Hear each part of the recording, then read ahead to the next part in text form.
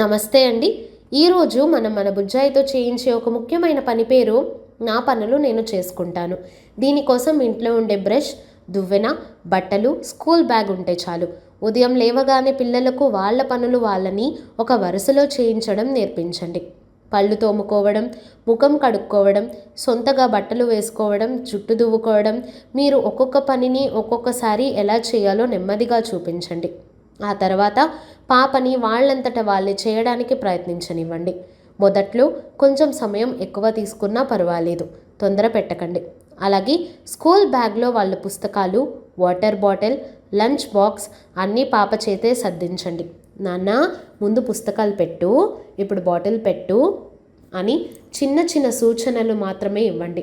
ఇవన్నీ చేస్తున్నప్పుడు మీరు కేవలం గమనించండి. వాళ్ళు సహాయం అడిగితేనే చేయండి.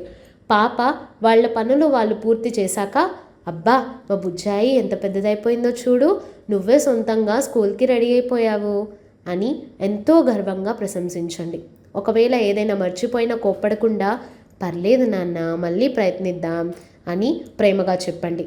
ఇలా ప్రతిరోజు తమ పనులు తామే చేసుకోవడం అలవాటు అయిన పిల్లల్లో బాధ్యత, ఆత్మవిశ్వాసం మరియు స్వతంత్రంగా పనిచేసుకునే అలవాటు అద్భుతంగా పెరుగుతాయి. రేపు 1వ తరగతికి వెళ్ళినప్పుడు వాళ్ళు స్కూల్ వాతావరణానికి చాలా త్వరగా అలవాటు పడిపోతారు.